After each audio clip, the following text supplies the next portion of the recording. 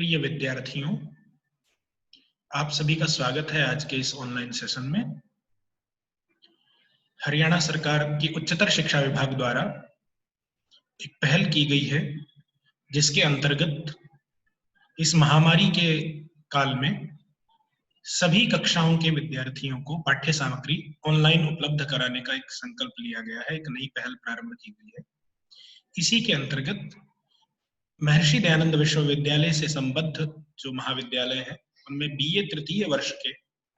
संस्कृत ऐच्छिक विषय में आज हम परिचर्चा करेंगे अभिज्ञान शाकुंतलम नामक नाटक पर, जिसका एक परिचयात्मक विवरण इस वीडियो के माध्यम से हम देखेंगे।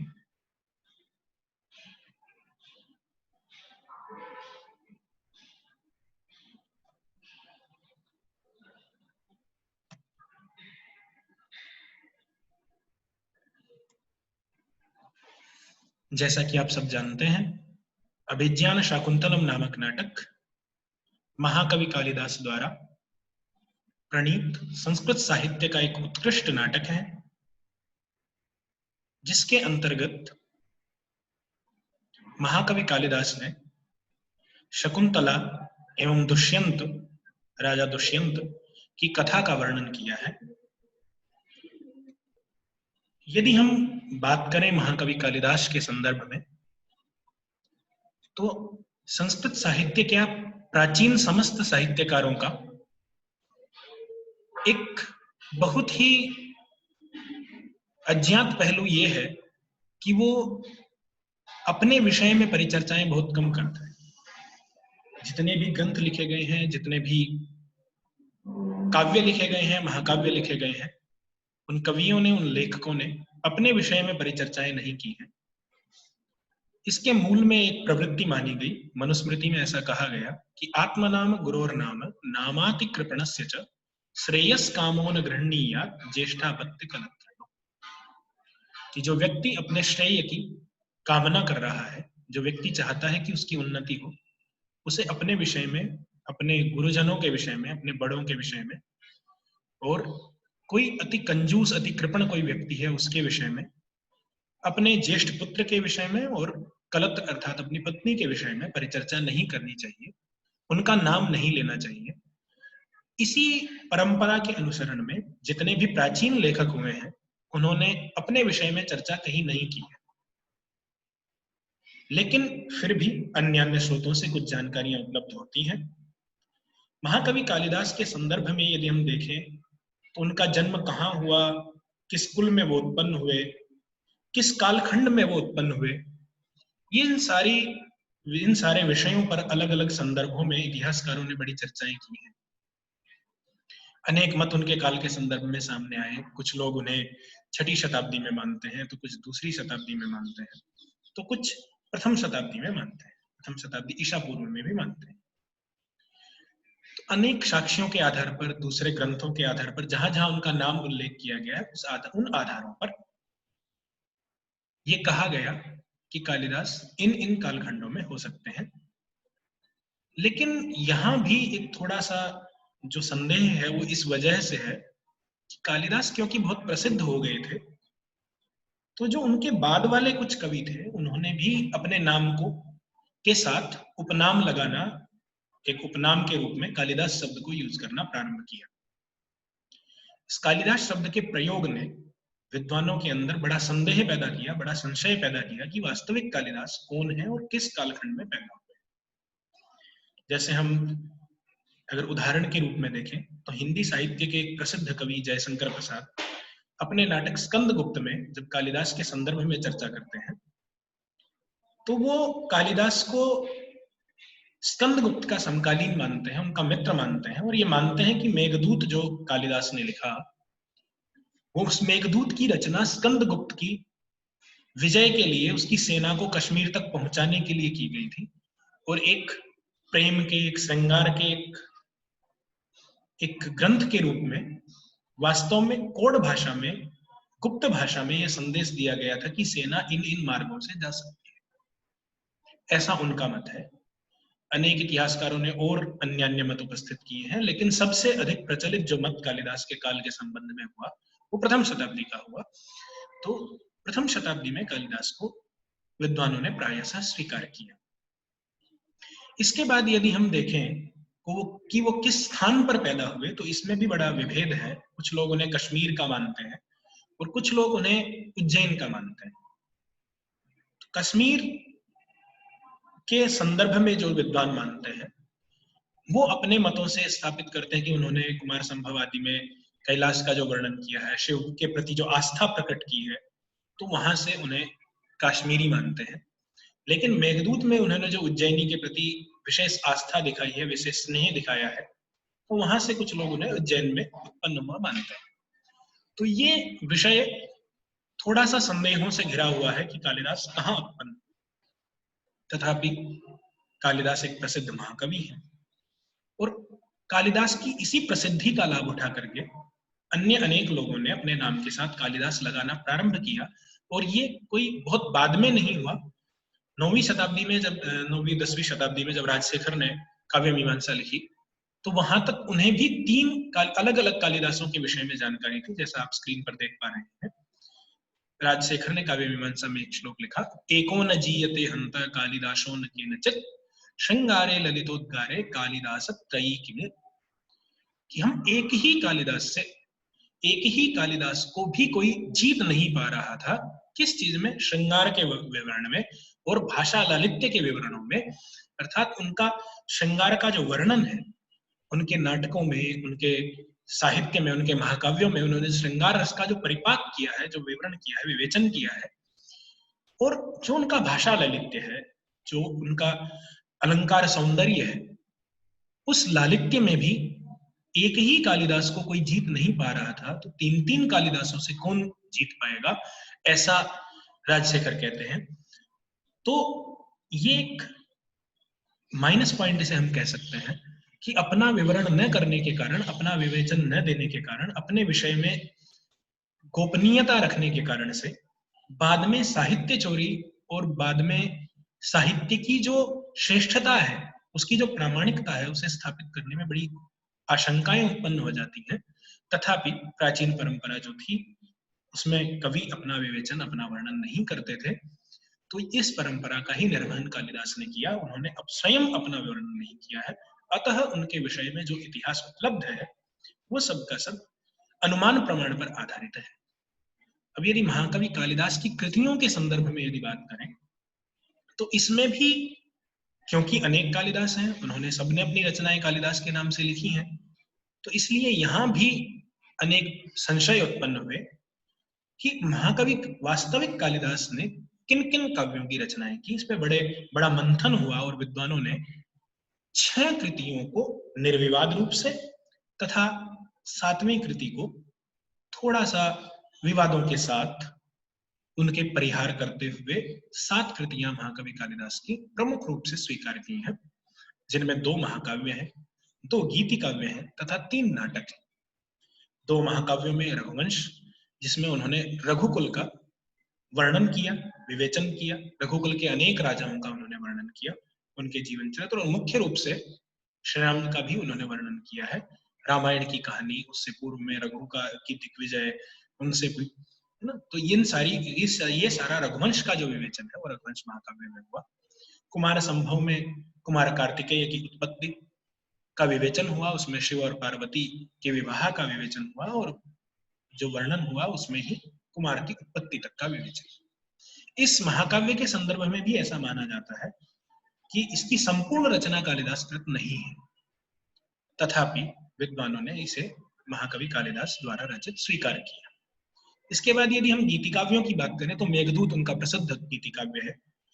जिसके संदर्भ में हमने पहले परिचर्चा की, जबकि जयशंकर प्रसाद ये मानते हैं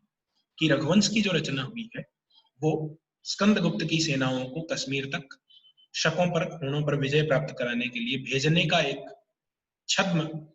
तरीका था, छद्म प्रयोग था। लेकिन ऐसा ना भी हो तो भी वो अपने आप में एक बड़ी उत्कृष्ट कृति है मेघदूत, और श्रृंगार रस का बड़ा उत्तम विवेचन वहां पर हुआ है।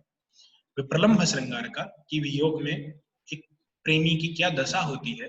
कि वो जैसा कि स्वयं कालिदास कहते हैं, कामार्ता ही प्रकृति कृपणः चेतना चेतनेषु, कि वो एक बादल को भी एक अपना संदेश वाहक मान करके उसके माध्यम से भी, मेघ के माध्यम से भी संदेश पहुंचाने का कार्य करता है। तो ऐसा मेघदूत में विवेचन हुआ, जिसमें एक रामगिरी आश्रम पर बैठा हुआ एक यक्ष सुदूर कैलाश मानसरोवर तक अपनी अलकापुरी में अपनी यक्षिणी के पास संदेश भेजता है। दूसरे खंड काव्य गीति काव्य की यदि हम चर्चा करें, जिसके विषय में बड़ा विवाद है, कुछ विद्वान इसे कालिदास कृत मानते हैं और कुछ विद्वान इसे इसकी भाषा शैली के कारण, उतनी प्रौढ़ता न होने के कारण, उतना अधिक उत्तमता से सारे रसों का, अलंकारों का निर्वाह न होने के कारण इसको कालिदास कृत नहीं मानते हैं बहुत विद्वान। तथापि विद्वानों ने एक परिहार इसका ढूंढा है, एक समाधान ढूंढा है कि ऋतुसंहार को वो कालिदास की युवावस्था की रचना मानते हैं, कि कालिदास ने संभवतः अपने जीवन के प्रारंभिक क्षणों में, अपने काव्य जीवन के प्रारंभिक क्षणों में ऋतुसंहार की रचना की।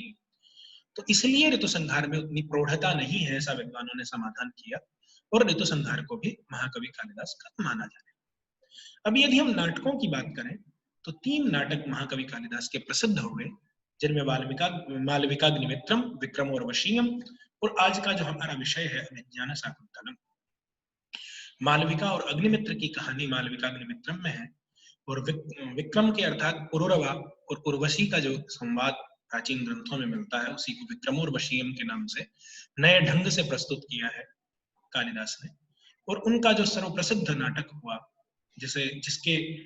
जिसे पूरे विश्व में जिसके अनेक अनुवाद हुए, अनेक भाषाओं में जिसको अनुदित किया गया, प्रसारित किया गया, उसका नाम है अभिज्ञान शाकुंतलम, जो हमारा आज का विवेच्य विषय भी है। तो अभिज्ञान शाकुंतलम के विषय में एक उक्ति बड़ी प्रचलित है कि काव्येषु नाटकम रम्यम तत्र रम्या शकुंतला, अर्थात काव्यों में जितने भी महाकाव्य, खंड काव्य, जितने भी बड़े विशाल काव्य रचे जाते हैं, कथा आख्यायिकाएं रची जाती हैं, कहानियां रची जाती हैं, उन सब काव्यों में नाटक सर्वाधिक सुंदर होता है, सबसे अधिक सुंदर होता है, रम्य होता है। सबसे ज्यादा पाठक जो है, सबसे ज्यादा दर्शक जो है वो उनको पसंद करते हैं, नाटक को पसंद करते हैं। और उन नाटकों में भी अगर कोई सर्वाधिक सुंदर नाटक है तो वो कालिदास प्रणीत अभिज्ञान शाकुंतलम है, जिसे शकुंतला के नाम से इस स्थिति में कहा गया। लेकिन ऐसा क्यों है, थोड़ा सा हमें यहाँ विचार करना चाहिए कि काव्यों में नाटक को ही रम्य क्यों माना गया, और वहां भी शाकुंतलम को ही इतना महत्व क्यों दिया गया। अनेक महाकवियों ने, अनेक नाटककारों ने बड़े सुंदर सुंदर नाटक लिखे हैं, अन्य उत्कृष्ट नाटकों का लेखन हुआ है, फिर भी नाटकों में सर्वाधिक रम्य शकुंतला क्यों है, यही आज की वीडियो में हम चर्चा करेंगे कि इसकी ऐसी विशेषता क्या है। आगे इसका जो कथानक है उसके विषय में हम अगली वीडियोस में चर्चा करेंगे। आज हमारा विषय यही है कि काव्यों में नाटक और उनमें भी शकुंतला को इतना अधिक महत्व क्यों प्राप्त है। हमें थोड़ा सा मनोवैज्ञानिक दृष्टिकोण से देखना चाहिए। जितने भी अन्य महाकाव्य अथवा खंड काव्य अथवा कथाएं लिखी जाती हैं, कथानक लिखे जाते हैं, अथवा चंपू लिखे जाते हैं, गद्य और पद्य जितने भी लिखे जाते हैं, उनमें बड़ी उत्कृष्टता होते हुए भी एक न्यूनता ये होती है कि वो या तो पढ़े जा सकते हैं या सुने जा सकते हैं। तो पढ़ने और सुनने से इतनी अधिक रमणीयता का आभास नहीं होता जितना कि किसी वस्तु को देखने से होता है। और नाटक के पास यही एक उसकी उत्कृष्टता है, एक उत्कृष्ट पहलू है कि नाटक अभिनय के द्वारा समाज को दिखाए जाते हैं। तो इसलिए काव्यों में नाटक सर्वाधिक प्रचलित, सर्वाधिक उत्कृष्ट माने गए, सर्वाधिक सुंदर माने गए, क्योंकि जब कोई दर्शक कोई अभिनय अपने सामने होता देखता है तो उस अभिनय के साथ वो तादात्म्य अनुभव करता है, अपने आप को उससे जोड़ पाता है। जैसा कि आधुनिक समय में हम देखें तो एक मूवी है, कोई बॉलीवुड अथवा हॉलीवुड की कोई मूवीज हम देखते हैं, तो उसकी स्टोरी के साथ, उसकी कथानक के साथ, उस स्क्रीन पर चल रहे उस चित्र के साथ हम स्वयं को जोड़ लेते हैं, अपना तादात्म्य स्थापित कर लेते हैं, क्योंकि वो हमारी आंखों के सामने उस कहानी का अभिनय हो रहा होता है, वो कहानी हमें अपने सामने घटित होती दिख रही होती है। तो इसलिए काव्यों में नाटक को रम्य माना गया, क्योंकि मंच पर उसका मंचन होता है, कलाकार, अभिनेता, नट जो है वो उसी दृश्य को जैसा लिखा गया है उसे पुनः जीवित करते हैं, और उसे हम, जो दर्शक है, जो प्रेक्षक है, वो उसे जी पाता है, वो उसे देख पाता है कि अपनी आंखों के सामने वो उसे घटनाएं उसे घटित होती हुई दिखती। और इसीलिए वो नाटक के नायक अथवा नायिका के साथ अपना तादात्म्य स्थापित कर लेता है, और अपने अंदर ही, जैसे शकुंतला नाटक में, अभिज्ञान शाकुंतलम में हम देखें तो नायक दुष्यंत है, नायिका शकुंतला है, तो इनमें से किसी के साथ वो अपना तादात्म्य स्थापित करते हुए उसे ऐसा लगता है कि ये मेरी ही कहानी पर्दे पर चल रही है, मेरी आंखों के सामने चल रही है, मंच पर जो अभिनय हो रहा है वो मेरी ही कहानी है। ऐसा जुड़ाव जो होता है वो दिखने वाली चीजों के साथ अच्छे से हो सकता है, इसीलिए काव्यों में नाटक को सर्वाधिक सुंदर कहा गया। अब नाटक भी बहुत लिखे गए, तो उनमें अभिज्ञान शाकुंतलम में ही ऐसी क्या विशेषता थी कि उसी को इतना महत्व संस्कृत साहित्यकारों ने दिया। अन्य नाटकों का भी महत्व कम नहीं है, किसी को सर्वाधिक महत्वशाली कह देने से किसी दूसरे का महत्व नहीं घटता है, क्योंकि ये जो उक्तियां होती हैं, ये जो कथन होते हैं, जो ये तुलनाएं होती हैं कि एक उत्तम है तो दूसरा उससे थोड़ा न्यून है, ये तुलनाएं व्यक्ति की अपनी भी होती हैं। कोई व्यक्ति जैसा अनुभव करता है किसी कहानी के साथ, वो अपना ज्यादा जुड़ाव महसूस करता है, तो उसे वही कहानी बहुत अच्छी लगती है। किसी दूसरे का जुड़ाव किसी दूसरे नाटक से हो सकता है, तो उसको उसकी कहानी के साथ ज्यादा जुड़ाव महसूस होने से उसे वो कहानी अच्छी लग सकती है। तो ऐसा नहीं है कि सबको अभिज्ञान शाकुंतलम ही सबसे अच्छा लगता हो। अन्य, कहीं को भारवी पसंद है तो कहीं को माघ पसंद है। अन्य अनेक कवियों के नाटक भी अलग अलग विवेचकों ने, अलग अलग आलोचकों ने उत्तम बताए हैं, लेकिन फिर भी ये उक्ति प्रचलित हुई, तो इसलिए हम इस संदर्भ में चर्चा करते हैं कि अभिज्ञान शाकुंतलम की विशेषताएं क्या है। तो हम कथानक की विशेषताओं पर बातचीत करें तो वहां कुछ बिंदु हम आज की इस वीडियो में परिचर्चा के माध्यम से देखेंगे कि अभिज्ञान शाकुंतलम की जो कहानी है, राजा दुष्यंत शिकार करने के लिए एक हिरण का पीछा करते करते तपोवन में प्रवेश कर जाते हैं, और वहां वो शकुंतला को देखते हैं, उसके प्रति मोहित होते हैं, उसके प्रति स्नेह उमड़ता है, प्रेम होता है, शकुंतला से मिलन होता है। उस मिलन के बाद, इस संयोग के बाद, इन दोनों के मिलन के बाद फिर वियोग होता है। राजा दुष्यंत अपनी राजधानी को लौट आते हैं, शकुंतला वन में ही है, और राजा एक वचन देके जाते हैं कि मैं आपको वहां से अपने सैनिकों को, अपने संबंधियों को भेजकर आपको अपने राजमहल में बुला लूंगा। लेकिन जैसा आप कथानक में आगे पढ़ेंगे, जैसा हम अगली वीडियोज में चर्चा करेंगे, कि एक दुर्वासा ऋषि के श्राप के कारण राजा दुष्यंत शकुंतला को भूल जाते हैं, विस्मरण कर जाते हैं, और वो शकुंतला को अपने महल में बुलाते नहीं हैं, अपने संबंधियों को उनके पास नहीं भेजते हैं, उन्हें आमंत्रण नहीं देते हैं, और इधर शकुंतला राजा के विरह में, राजा के वियोग में, राजा के बिछोह में दुखी रहती है। फिर शकुंतला के जो धर्म पिता हैं महर्षि कण्व, वो अपने शिष्यों के साथ, अपनी बहन गौतमी के साथ शकुंतला को स्वयं ही विदा करके राजा के महल में भेजते हैं, लेकिन ऋषि श्राप के कारण से शकुंतला को राजा विस्मृत कर देते हैं, इसलिए वो उसे पहचान नहीं पाते। और इस पहचान न पाने के कारण शकुंतला के बार बार याद दिलाने पर भी वो शकुंतला का अपमान भी करते हैं, और गर्भिणी अवस्था में, जब शकुंतला गर्भवती होती है, ऐसी अवस्था में शकुंतला का परित्याग कर देते हैं। तो एक नाटक जो श्रृंगार रस के संयोग श्रृंगार से प्रारंभ हुआ, पाठक ने उसके साथ, दर्शक ने उसके साथ जुड़ना शुरू किया, और प्रेक्षक को एक तरफ जहां स्नेह की, श्रृंगार की, रति की अनुभूति हो रही है, प्रेम की अनुभूति हो रही है,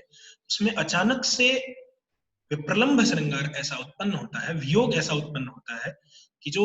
इतने करुण दृश्य आ जाते हैं कि कथानक बिल्कुल एक विपरीत दशा में चला जाता है। इसके बाद जब पुनः श्राप का अंत होता है, राजा दुष्यंत को अपनी अंगूठी जो उन्होंने शकुंतला को दी थी वो मिलती है, तो उन्हें पुनः शकुंतला का अभिज्ञान होता है, उसकी पहचान होती है, उसका स्मरण होता है। तब राजा दुष्यंत भी शकुंतला से अपने वियोग के कारण अत्यंत दुखी हो जाते हैं। तो ये संयोग के बाद जो वियोग की परिस्थिति उत्पन्न होती है, एक अत्यंत प्रेम भरी अवस्था से जब वियोग में करुण की तरफ हम चलते हैं, विप्रलंभ की तरफ जब हम बिछोह की तरफ चलते हैं, और फिर जब अंत में इंद्र की सहायता के लिए राजा दुष्यंत जाते हैं और अंत में वहां से लौटते हुए मातली सारथी के द्वारा वो मारीच ऋषि के आश्रम में पुनः शकुंतला का दर्शन करते हैं, पुनः मिलते हैं, तो पुनः एक सुख की अनुभूति होती है। तो सुख, फिर दुख और फिर सुख का जो एक संयोग, एक मेल उपस्थित किया है कालिदास ने, यही एक अभिज्ञान शाकुंतलम की बड़ी विशेषता है कि पाठक ऐसा बंध जाता है, दर्शक ऐसा बंध जाता है, प्रेक्षक जो है जब वो नाटक को मंच पर उपस्थित होते हुए देखता है तो वो कहीं अत्यंत आह्लाद की अनुभूति करता है, कहीं बहुत प्रसन्नता की अनुभूति करता है, तो कहीं एकदम से उसके हृदय में जब वियोग के बाद है तो बड़ी टीस सी उठती है, उस पीड़ा की अनुभूति भी करता है। और पुनः जब उसके बाद संयोग होता है तो उस मिलन की जो अनुभूति होती है तो उसमें वो पुनः आह्लादित होता है। तो एक संपूर्ण नाटक में दर्शक बंधा रहता है और वो अलग अलग अवस्थाओं का अनुभव करता है, उन कहानियों को अपने जीवन में ढूंढता है। इस वजह से शकुंतला में अत्यंत चारुत्व की अनुभूति, बहुत सौंदर्य की अनुभूति, अत्यंत ही रसों का अत्यंत परिपाक अनुभूत किया जाता है, इसलिए शकुंतला को बड़ा महत्व दिया। दूसरी विशेषता जो हम देख पा रहे हैं कि सामान्य का विशेष से संयोग दिखाया गया। एक तरफ राजा दुष्यंत हैं जो चक्रवर्ती सम्राट हैं, बड़ा विशाल सैन्य बल है, एक अत्यंत समृद्ध राजकोष है, दूर तक फैला हुआ साम्राज्य है, और वो स्नेह किससे करते हैं? वन में बैठी हुई एक तपस्विनी से, जिसका संसार सिर्फ तपोवन तक सीमित है। राजा दुष्यंत के महल में कई रानियां हैं, उन रानियों के पास न जाने कितने सुंदर आभरण हैं, आभूषण हैं, उत्तम उत्तम वस्त्र हैं, कैसे सुंदर श्रृंगार के साधन है, प्रसाधन के साधन है। और उन सबको देखते हुए इतने सौंदर्य के बीच में रहने वाला व्यक्ति जब वन में जाके एक तपस्विनी कन्या पर, एक वनवासिनी कन्या पर मोहित होता है, उससे स्नेह कर बैठता है, तो वास्तव में एक अलग प्रकार के सौंदर्य की अनुभूति, अलग प्रकार का एक सौंदर्य वहां पर विश्लेषित होता है, दिखाई पड़ता है। तो ये भी एक बहुत बड़ी विशेषता है कि जंगल में रहने वाली एक लड़की जो केवल तपोवन की दिनचर्या में रहती है, पेड़ों को पानी देती है, हिरण को घास खिलाती है, पशु पक्षियों के लिए बलि का भाग डालती है, अन्न डालती है, संविधाएं चुन के पूजा पाठ की सामग्री तैयार करती है, जिसके पास पहनने को कोई आभूषण नहीं है, कोई सुंदर गहने नहीं है, सुंदर वस्त्र नहीं है, वल्कल वस्त्र धारण करती है, पेड़ों की छाल से बने हुए कपड़े धारण करती है, ऐसी स्त्री, ऐसी लड़की, उसके साथ एक चक्रवर्ती सम्राट का जो प्रेम है, स्नेह है, तो ये बिल्कुल दो विपरीत ध्रुवों का मिलान है। कालिदास इसलिए सफल हुए कि उन्होंने महलों में रहने वाले एक राजा का एक जंगल में रहने वाली लड़की से प्रेम का वर्णन किया। तो जो मध्यम वर्गीय समाज है या निम्न मध्यम वर्गीय समाज है, या जो एक गरीब समाज है, जिसे हम कह सकते हैं आर्थिक रूप से निर्धन समाज है, उसका एक संपन्न के साथ जो संबंध जितनी चारुता के साथ, जितने सौंदर्य के साथ कालिदास दिखाते हैं, तो वास्तव में ये भी एक इसकी विशेषता का बड़ा कारण है। क्योंकि राजा का राजकुमारी से स्नेह बिल्कुल सामान्य घटना है, किसी वनवासी का वनवासिनी से स्नेह बिल्कुल सामान्य घटना है, क्योंकि व्यक्ति संबंध वहीं बनाता है जहां समानता दिखती है। इसलिए वनवासी का वनवासी से, राजा का राजकुमारियों से स्नेह सामान्य घटना है। लेकिन कोई राजा, चक्रवर्ती सम्राट जब किसी वनवासिनी कन्या से स्नेह करता है तो एक विशेष घटना है, एक विशेषता उसमें दिखाई पड़ती है। इसीलिए ये नाटक अत्यंत मनोरम हो गया है। तीसरी विशेषता की बात करें तो इस अस्वाभाविक घटना का, जो सामान्यतया दिखाई नहीं देती समाज में, ऐसी इस घटना का बड़ा स्वाभाविक चित्रण किया है कालिदास ने। जब इन दृश्यों को उकेरा है, इन दृश्यों को जब अपने नाटक में गूंथा है, ग्रथित किया है, तो बड़े स्वाभाविक रूप से किया। प्रारंभ में ही आप देखेंगे राजा दुष्यंत जब हिरण का पीछा करते हुए रथ से जा रहे हैं, तो रथ की गति से आसपास के दृश्य कैसे दिखते हैं। जैसे आप आज हम बस से, कार से या रेल से चलते हैं, तो हमारी गति के साथ साथ हमें बाकी चीजें पीछे जाती हुई दिखती, पीछे छूटती हुई दिखती। तो इतना सुंदर वही रथ गति का वर्णन श्लोक के माध्यम से वहां कालिदास करते हैं कि जैसे जैसे रथ चल रहा है, उसकी गति इतनी तीव्र है कि उबड़ खाबड़ जमीन भी उसे समान दिख रही है। कोई चीज जो बहुत दूर है वो अगले ही क्षण पास होती है और उससे अगले ही क्षण और दूर हो जाती है, पीछे चली जाती है। उस गति का स्वाभाविक वर्णन, हिरण जो भाग रहा है, दौड़ रहा है अपने प्राण बचाने के लिए, उसका भी इतना स्वाभाविक विवेचन हुआ है कि बिल्कुल सामान्य रूप से वो हिरण दौड़ रहा है, जितना जैसा भय में जितनी गति से दौड़ा जाता है कि भय में वो कभी पीछे देखता है, उसके मुंह में जो घास था वो टपकती हुई जा रही है, गिरती हुई जा रही है, आधी चबाई हुई घास उसके मुख से टपक रही है। भय में प्राण बचाता हुआ वो जो चौकड़ी भर के दौड़ रहा है, तो कभी राजा दुष्यंत का रथ उसके पास जाता हुआ दिखता है, पर अगले ही क्षण वो अपनी गति को बढ़ा करके उससे दूर हो जाता है। और भय में बार बार पीछे देखता है, तो अपनी प्राण रक्षा के लिए छिपना चाहता है, इधर उधर भागता है, टेढ़े मेढ़े रास्तों पे भागता है। तो बिल्कुल स्वाभाविक शिकार का जो वर्णन किया है, मृगया का वर्णन हुआ है कि बिल्कुल सामान्य गति से, मतलब बिल्कुल स्वाभाविक रूप से, स्वाभाविक तरीके से उसको कालिदास ने उसका निर्वहन किया है। आगे हम आश्रम के विवेचन देखें। आश्रम के विवेचनों में भी बड़ा सुंदर विवेचन हुआ है। एक हमारी संस्कृति के बड़े अनूठे वहां कुछ दृश्य दिखाई दिए हैं जिन्हें हमें देखना चाहिए कि जैसे ही उस हिरण का पीछा करते हुए एक राजा, एक चक्रवर्ती सम्राट जा रहा है, तो जैसे ही तपोवन की सीमा प्रारंभ होती है, वैसे ही दो ब्रह्मचारी सामने से आते हैं, राजा से हाथ हिला करके निवेदन करते हैं, दूर से संबोधन करते हैं कि आश्रम का हिरण है, आश्रम मृगोयम न हंतव्यो न हंतव्य, कि आश्रम का हिरण है, इसको नहीं मारना चाहिए, हे राजन इसको मत मारो, इसकी रक्षा करना आपका अधिकार है। और वो राजा जो शिकार पर निकला है, जिसका धनुष पर बाण चढ़ा हुआ है, जिसने संधान किया हुआ है, वो राजा आराम से अपने धनुष से बाण उतार लेता है और उस हिरण का पीछा करना छोड़ देता है। अर्थात एक राजा के लिए भी हमारी संस्कृति में तपस्वियों का, साधु महात्माओं का जो आदर करना है वो कितना अनिवार्य है। जंगल में रहने वाले वनवासियों ने, तपस्वियों ने उस राजा से निवेदन किया कि आश्रम का हिरण है, इसको आप मत मारिए, इस पर हमला मत करिए, तो राजा तुरंत अपना चढ़ा हुआ बाण हटा लेता है। तो जैसे ही वो उसे आतिथ्य के लिए कहते हैं कि राजन आप हमारे आश्रम में आइए, तपोवन में आइए और वहां आतिथ्य ग्रहण कीजिए, तो राजा जब तपोवन में जाते हैं तो उससे पहले क्या करते हैं, अपने संपूर्ण जो धनुष बाण है, वो सारे के सारे आभरण हैं, उन जो विशेष वेशभूषा है उसको उतार के अपने रथ में स्थापित कर देते हैं और पैदल ही आश्रम के अंदर प्रवेश करते हैं। वहां बड़ा एक सुंदर सूक्ति आती है कि विनीत वेषण प्रविष्टव्यानि तपोवनानि नाम, जो तपोवन है वो विनीत वेश में, विनम्र वेशभूषा में उनमें प्रवेश करना चाहिए। तो ऐसा बिल्कुल हमारी संस्कृति के कुछ अनूठे चित्र वहां दिखाई देते हैं। अगर हम देखें शकुंतला फिर वहां वृक्ष सिंचन कर रही है, पेड़ों में पानी दे रही है, तो उसका घड़े को उठाना, उसको लेकर के पेड़ों को सींचना, उसका चाल, उसकी गति, मित्रों सहेलियों के साथ उसकी बातचीत, ये सारी बड़ी स्वाभाविकता से कालिदास ने की। फिर अनेक मनोवैज्ञानिक विवेचन वहां आपको देखने को मिलते हैं कि उस कथानक में यदि आप जाएंगे तो राजा दुष्यंत जैसे ही दृष्टि पड़ती है शकुंतला पर, शकुंतला के प्रति आकृष्ट होते हैं, तो वैसे ही वो मुझे देख न ले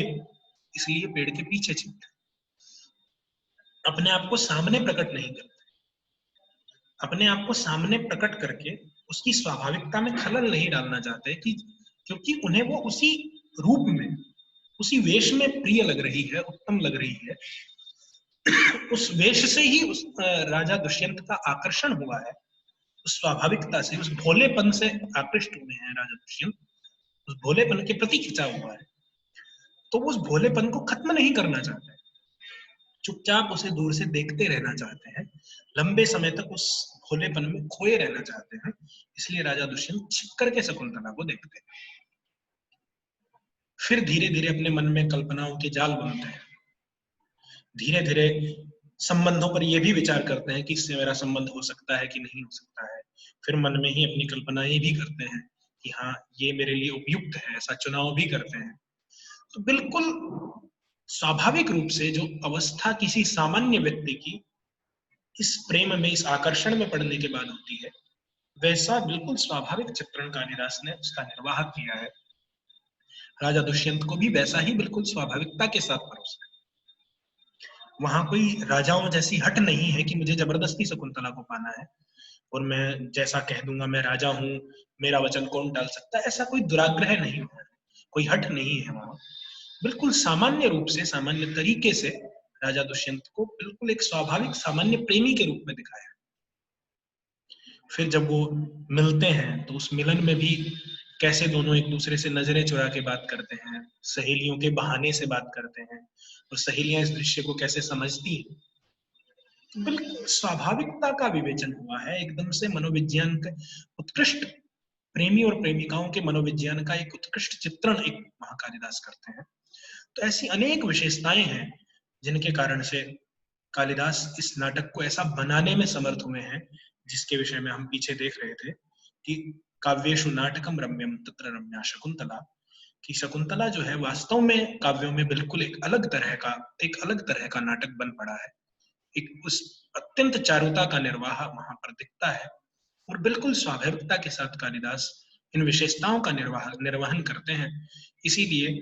अभिज्ञान शाकुंतलम अपने आप में बड़ा ही सुंदर नाटक बन पड़ा है। 7 अंकों में नाटक विभक्त है। किस अंक में कैसी कहानी है, इस 5वें सेमेस्टर में, इस पंचम साम्य सत्र में प्रथम 4 अंक निर्धारित हैं। उनके कथानकों के विषय में हम पृथक पृथक वीडियोज के अंदर, अलग वीडियोज के अंदर, आने वाली वीडियोज के अंदर अलग चर्चा करेंगे विशेष रूप से। आज केवल सामान्य परिचय के रूप में महाकवि कालिदास और अभिज्ञान शाकुंतलम क्यों इतना सुंदर, क्यों इतना महत्वशाली माना गया है, इसके विषय में थोड़ी सी परिचर्चाएं हमने की हैं। अन्य अनेक ग्रंथों में भी इस पर बहुत सारे विचार मंथन हुआ है। बहुत सारी वीडियोज के अंदर अनेक विषय विशेषज्ञों ने, अनेक मर्मज्ञों ने, काव्यशास्त्र के अनेक आलोचकों ने बड़ी सुंदर सामग्री यूट्यूब पर उपलब्ध भी कराई है। उसके लिंक्स भी हम आपके साथ शेयर करेंगे। तो आज की इस वीडियो में इतना ही। धन्यवाद।